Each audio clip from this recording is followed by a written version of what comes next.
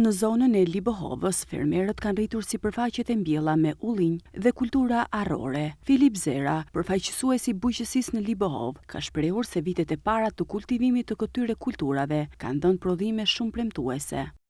Në bashkinë Libohov, kulturat e reja që mund të quhen është kultura e ullirit, pasi është shtuar sipërfaqja e mbjelljes me këtë kulturë dhe arrorët.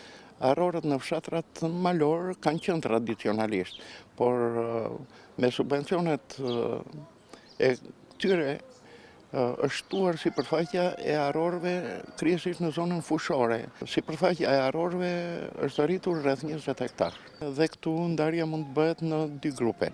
Fermer të vegjël që prodhojnë për nevojat e tyre dhe fermer potencial. Fermerët potencial janë kryesisht fermerë që kultivojnë kulturën e misrit. Për sa i përket fermerëve që kultivojnë misër, grur, jonç dhe kultura të tjera, sipërfaqet e mbjella janë të ngjashme me ato të vitit të kaluar, shton mëtej Zera.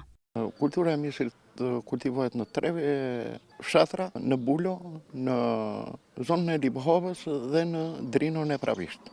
Numri i fermerëve është rreth 60. Këta fermerë sipërfaqet nuk i kanë rritur, qëndrojnë pasi sipërfaqja që kultivojnë nuk e kanë gjithë të tyre, e kontraktojnë nga fermerë të tjerë të cilët nuk kanë mundësi ta shfrytëzojnë.